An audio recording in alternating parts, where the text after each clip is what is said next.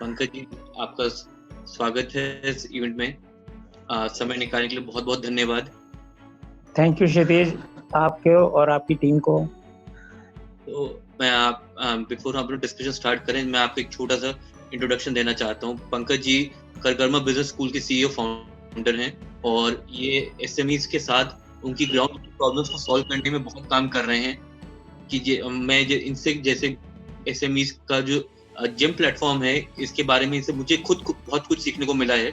ये कि जब स्टार्ट हुआ था, बहुत से एसएमईज़ हैं जिनको नहीं पता थी। तो पंकज जी ने काफ़ी गवर्नमेंट ऑर्गेनाइजेशन के साथ जुड़ के उनके लिए ऐसे वर्कशॉप्स करे हैं ताकि एसएमई ओनर्स इन सब चीज़ों का फ़ायदा उठा सकें। तो पंकज जी, समय निकालने के लिए धन्यवाद। Thank you. पंकज जी, मेरा आपसे पहला क्वेश्चन ये है कि as a like ordinary citizen आपका पहला रिएक्शन क्या था बजट पे? बजट ठीक है, अच्छा है, मगर मेरे को ऐसा लगा जैसे सीतारमन जी ने बोला था कि 100 साल में ऐसा बजट आया नहीं, तो वो मुझे थोड़ा-सा हैरान लगा कि मतलब इतना कोई एक्स्ट्रा ऑर्डिनरी बजट नहीं लगा। हाँ, अच्छा बजट है, गुड बजट है, बट एक्स्ट्रा ऑर्डिनरी नहीं है। अगर मैं ये क्वेश्चन कहूँ कि एमएसएमई के नज़रिए से कैसा रहा बजट?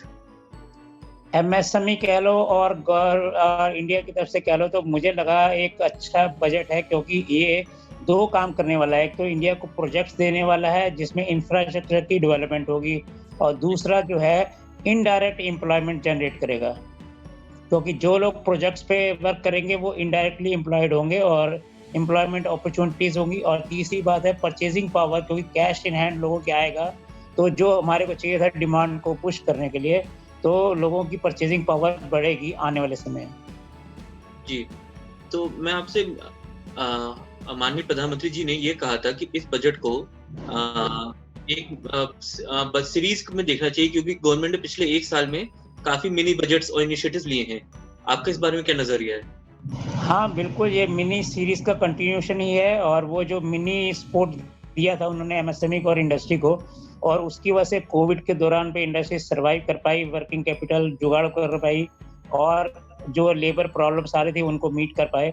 तो मेरा ख्याल वो अच्छा इनिशिएटिव जो मोदी जी ने चालू किया था 2020 में, तो उसको कंटिन्यू करते हुए ये उसका एक्सटेंशन ही है। हमने पिछले 1 साल में देखा कि गवर्नमेंट ने बहुत सारी स्कीम्स लॉन्च करी थी। एक इमरजेंसी क्रेडिट स्कीम लागू करी थी। इनिशियल रिएक्शन उस पे था कि इतनी अच्छी नहीं जाएगी। अब उन्होंने एक्सटेंड कर दिए मार्च 21 तक। तो आपका इस बारे में क्या नज़रिया है कि कैसी जितनी स्कीम्स लाए हैं, उन्होंने एसएमईज़ की कितनी मदद करी है?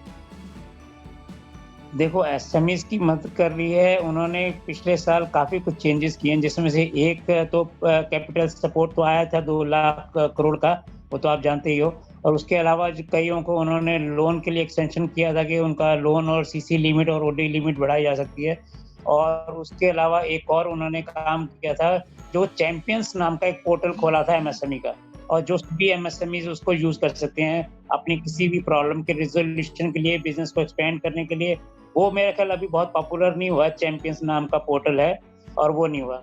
और दूसरा उन्होंने इनिशिएटिव किया जेम नाम का जो पोर्टल जिसकी आप बात कर रहे हैं, वो थोड़ा-सा उन्होंने एडवांस कर दिया और उसका 4th वर्ज़न ले आए, और उससे जो गवर्नमेंट क परचेज़ करती है, उसमें गवर्नमेंट से हम एमएसएमईज़ ज़्यादा अपना माल एज़ अ सप्लायर दे सकते हैं, और हम ज़्यादा से ज़्यादा जेम पोर्टल पे आएँगे तो ऑनलाइन जिसको कह सकते हैं, ऑनलाइन इंटरफ़ेस काफ़ी सारे अवेल करवाए गवर्नमेंट ने। तो वो शायद कोविड के दौरान अच्छा इनिशिएटिव था, और डिजिटल पेमेंट का भी सिस्टम काफ़ी बढ़ा, और वो भी एक बिज़नेस के लिए काफ़ी मेरा ख्याल ईज़ी वर्क है, जो उन इनिशिएटिव्स का ही आगे का एक्सटेंशन हो रहा था। तो क्या आप थोड़ा चैंपियंस के बारे में हम लोगों को बता सकते हैं कि है क्या एग्ज़ैक्टली चैंपियंस? जैसे पहले 2 समाधान नाम का एक था कि अगर एमएसएमईज़ को कोई प्रॉब्लम है, जैसे पेमेंट नहीं मिल रही है या कुछ और नहीं मिल रहा है, तो they can go there and launch a complaint. वहाँ ऑनलाइन उसको एक फॉर्म फिल करके वो उसको लॉन्च कर सकते थे। और इसी तरह से उसी सब का कॉम्बिनेशन एक और था संबंध, और उसमें हम परचेज़ वगैरह कर सकते थे गवर्नमेंट से, क्या क्या कुछ अगर रॉ मटेरियल वगैरह करना हो। तो अभी उन्होंने एक चैंपियन नाम का एक बना दिया, इसमें ओवरऑल कर दिया है कि उसको कोई सपोर्ट करनी हो, कोई एमएसएमईज़ को जानकारी लेनी हो, कोई इन्फॉर्मेशन लेनी हो, या कोई जैसे किसी पेमेंट ड्यू वगैरह नहीं हो रही है, तो वो भी सब उसी में लॉन्च कर सकते हैं। और भी किसी तरह की मदद एमएसएमईज़ को चाहिए अपने बिज़नेस को एनहांस करने के लिए, मार्केट की इन्फॉर्मेशन, एक्सपोर्ट-इम्पोर्ट की इन्फॉर्मेशन और किसी चीज़ की और टेक्नोलॉजी की इन्फॉर्मेशन, तो वो सारी की सारी चैंपियन पे एक किस्म से वन वन विंडो वाला काम कर दिया है, तो उसी पे जाएँगे तो सब देख सकते हैं। इवन अपना रजिस्ट्रेशन भी अपग्रेड कर सकते हैं, एमएसएमई का जो उद्यम वगैरह कार्ड रजिस्ट्रेशन है ना, वो भी उस पे अपग्रेड कर सकते हैं चैंपियन। तो चैंपियंस नाम का जो नया प्लेटफ़ॉर्म खोला, वो अच्छा है, मगर अभी मेरे को लगता है पॉपुलर नहीं हुआ है, उसे करना चाहिए था गवर्नमेंट को पॉपुलर। जी। सो आपके हिसाब से क्या गवर्नमेंट से किया जा सकता है? बस एक तो मैं जैसे आपके थ्रू ये इसको शेयर कर रहा हूँ, आप आगे और लोगों से बात करेंगे और शेयर होगा, और हमारे जैसे लोग मीडिया जो हमारे से जुड़े हुए हैं, जो भी चाहे फ़ेसबुक पे देख रहे हैं, चाहे वो स्टार्टअप इंडिया बीट पे देख रहे हैं, चाहे वो आपके प्लेटफ़ॉर्म पे देख रहे हैं, मेरे प्लेटफ़ॉर्म पे देख रहे हैं, तो पहले तो अवेयरनेस क्रिएट होगी और मेरे को लगता है उसके बाद उसका यूज़ करना भी लोगों को आएगा। आपने बात करी थी जेम प्लेटफ़ॉर्म की, जी। तो इस साल बजट में गवर्नमेंट ने एक इनिशिएटिव लिया है कि जो गवर्नमेंट से डील्स करते हैं ई मार्केट प्लेस पे, उसमें काफ़ी कॉन्फ्लिक्ट्स होते हैं। एमएसएमईज़ को इश्यूज़ होते हैं। तो उनके लिए एक रिज़ॉल्यूशन प्लेटफ़ॉर्म बनाना प्रपोज़्ड है इस साल। सो आपके हिसाब से कि किस टाइप के कॉन्फ्लिक्ट्स होते हैं? इज़ इट लाइक कि डिलेड पेमेंट या क्या इश्यू होता है? नहीं, जेम पे ऐसा कुछ नहीं है। जेम पे एक तो वो है कि बैंक की डीलिंग्स ट्रांज़ैक्शन कह लो, ईआरपी लोगों के पास अलग होते हैं, तो वो उससे कंबाइन नहीं हो रहा था। जो अभी 4th वर्ज़न आ रहा है उसका जेम का, तो it is a advance version और ये इंटीग्रेट करेगा ईआरपीज़ को और बैंक्स को। तो सबसे पहले पेमेंट वगैरह उसमें हो जाएगा, लोन वगैरह जैसे बैंक से कोई लोन लेना है, जैसे कोई परचेज़ ऑर्डर किसी को मिल गया, तो उसमें से किसी को लोन लेना है, तो उससे फैसिलिटी मिल जाएगी, उसको बैंक वाले डायरेक्टली देख के उसको उसकी लिमिट एक्सटेंड कर सकते हैं अगर उसको रिक्वायर्ड है फाइन। और दूसरी बात है कि इसमें सप्लायर्स को और थोड़ा-सा बिग टिकट्स को कैश करने का मौका मिलेगा। जो गवर्नमेंट की बड़ी-बड़ी सप्लाईज़ हैं, बिग ऑर्डर्स हैं, वो भी जेम पे पोर्टल पे अवेलेबल होंगे और जिसको वो देख सकते हैं। और इससे सप्लायर और बायर्स और कंफर्टेबल होंगे इसको यूज़ करते समय। तो मेरे ख़्याल कुछ ऐसी हिच है जो उसमें 4th वर्ज़न जो है उसका क्लियर करेगा। इस बजट में एक चीज़ देखी गवर्नमेंट ने मैन्युफैक्चरिंग पे बहुत फ़ोकस कर रही है पिछले 1 साल से, आत्मनिर्भर भारत में और इंफ्रास्ट्रक्चर सेक्टर में भी कर रही है काफ़ी फ़ोकस। सो आपके हिसाब से एमएसएमईज़ के लिए इसमें क्या अपॉर्च्युनिटीज़ आ रही हैं? अपॉर्च्युनिटीज़ बहुत सारी हैं और आनी भी चाहिए और आती भी रहेंगी मेरे को लग रहा है। और जैसे आपने इस बार का बजट देखा है, इस बजट में गवर्नमेंट ने किन चीज़ों पे कंसेशन दिया है, आइटम्स हैं। आप आइटम्स देखिए जैसे स्टील है, आयरन है, कॉपर है, ऐसी आइटम्स उन्होंने गोल्ड है, इन चीज़ों पे और कई चीज़ों पे कस्टम ड्यूटी बढ़ाई भी है थोड़ी-सी 15% तक ले गए हैं, शायद आने वाले दिनों में एक और नया कस्टम्स एक्ट हम देखेंगे। तो ये जो नई आइटम जिन पे उन्होंने गवर्नमेंट ने रिबेट दिया है या छूट दी है, मेरे ख्याल उनकी प्रोडक्शन देख सकते हैं। अभी डिफेंस का जैसे एरिया उन्होंने खोला है, हेल्थ केयर और वेलनेस का एरिया खोला है, तो हमारे को वेलनेस के इक्विपमेंट्स बना सकते हैं, बहुत सारे वेलनेस के इक्विपमेंट्स बनते हैं। जैसे आप जानते होंगे मेरठ वगैरह में जाएँ तो क्रिकेट स्पोर्ट्स का सारा सामान बनता है। ऐसे जालंधर में जाएँ वहाँ पे भी स्पोर्ट्स का बनता है। तो मेरा ख्याल अब स्पोर्ट्स का और वेलनेस का या फिटनेस का सामान और बनेगा, हेल्थ का सामान और बनेगा। और जैसे मास्क वगैरह पिछले साल हो रहा था, तो इस साल और भी कई चीज़ें आएँगी शायद उसमें बनने के लिए मेडिकल इक्विपमेंट्स के। आर्मी की अगर बात करें तो आर्मी या डिफेंस के लिए काफ़ी सारे इक्विपमेंट्स हैं वो आएँगे। और जो आत्मनिर्भर की बात कर रहे हैं उसमें वेस्ट मैनेजमेंट का आ रहा है, वाटर मैनेजमेंट का आ रहा है। वाटर के लिए तो गवर्नमेंट ने स्पेशल एक एलोकेशन भी किया है इस बजट में। तो वाटर के ऊपर काफ़ी सारे जो कुछ बनाना चाहेंगे उस पे गवर्नमेंट काफ़ी हेल्प करेगी, सपोर्ट करेगी, मैं ये मानता हूँ। और शायद ऐसे एंटरप्रेन्योर्स नए बनेंगे और यंग एंटरप्रेन्योर्स बनेंगे, आत्मनिर्भर बनेंगे। इंडिया जो अभी इम्पोर्ट करता है बाहर से इम्पोर्ट ना करके यहाँ पे मैन्युफैक्चरिंग करेंगे तो एम्प्लॉयमेंट भी जनरेट होगा और जीडीपी भी इंक्रीज करेगी। तो मेरा आपसे एक प्रश्न ये था कि गवर्नमेंट इतनी इनिशिएटिव्स ले रही है, लेकिन जो हमारा एमएसएमई सेक्टर है, वो स्कीम्स का फ़ायदा नहीं उठा पाता है। जी। वो ऐसा क्यों है? एमएसएमई स्कीम्स का फ़ायदा इसलिए नहीं मिला पाते हैं क्योंकि एक तो जो प्लेटफ़ॉर्म्स हैं, उन पे ऑनलाइन पे जाने में उनको शायद टाइम नहीं मिलता या उनको यूज़ करने का उनके पास टाइम नहीं है। और जो सबसे बड़ी एक और बात है, शायद उनको अवेयरनेस नहीं है। जैसे अभी आपने चैंपियंस के बारे में बोला, मुझे लगता है बहुत सारे लोगों को नहीं मालूम है कि वो चैंपियंस नाम का एक नया प्लेटफ़ॉर्म गवर्नमेंट ने क्रिएट कर दिया है एमएसएमईज़ के लिए। और दूसरा, जैसे कई एक प्रोडक्ट ले लो आईपीआर का इश्यू, ट्रेडमार्क और पेटेंट का। तो लोग ट्रेडमार्क और पेटेंट के लिए भी रिफंड भी मिलता है वहाँ से गवर्नमेंट एमएसएमई से, और रिफंड के लिए भी क्लेम कर सकते हैं। तो मेरे को लगता है अवेयरनेस की थोड़ी कमी है, थोड़ा उसको यूज़ करने में हिच है लोगों का। शायद टेक्नोलॉजी से इंडियन एंटरप्रेन्योर जो पहले था वो इतना वेल वर्स्ड नहीं था। शायद आने वाला जो एंटरप्रेन्योर है वो ऑनलाइन या इंटरनेट से ज़्यादा वेल वर्स्ड होगा कंप्यूटर से, तो शायद इसका स्कोप बढ़ेगा। एक एमएसएमई के बारे में क्रिटिसिज्म कहा जाता है इंडिया में कि जो एफिशिएंसी है और प्रोडक्टिविटी है बाकी दुनिया की तुलना में उतनी अच्छी नहीं है।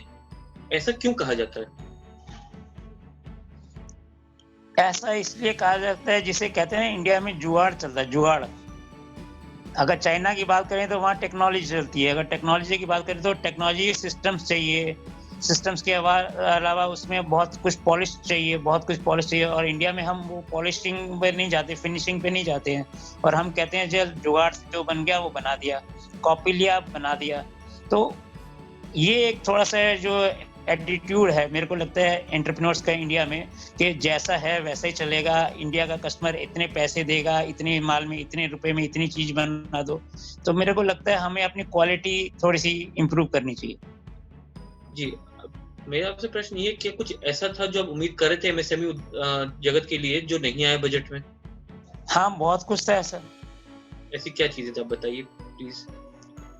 पहला तो मैं ये देख रहा था कि कोलेटरल फ्री जो लोन देती है गवर्नमेंट, वो 2 करोड़ से बढ़ाकर 5 करोड़ शायद हो जाए, जी।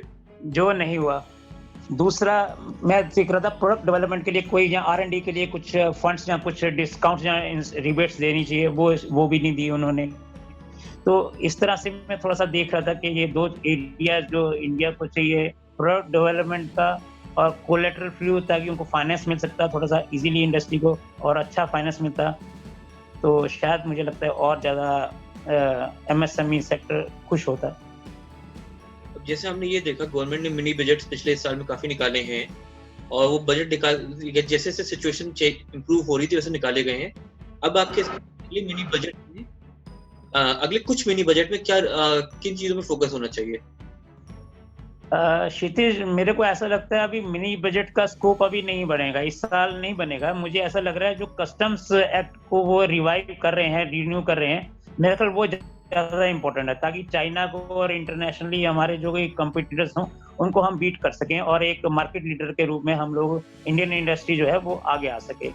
तो इसमें अभी जो सेक्टर्स उन्होंने ओपन किए हैं, जैसे इंश्योरेंस का भी ओपन किया है, वो भी एक अच्छा इंडिया के लिए स्कोप है, वो भी आएगा। और भी कई इंडस्ट्रीज हैं जो मुझे लगता है कि चाइना के साथ कम्पीट करने के लिए हमारे को अपनी इंडस्ट्री पे थोड़ा सा फोकस करने के लिए उसके लिए गवर्नमेंट तैयार रहेगी कस्टम्स की तरफ। मेरे को लगता नहीं है और मिनी बजट इस साल आएंगे, मुझे डाउट है।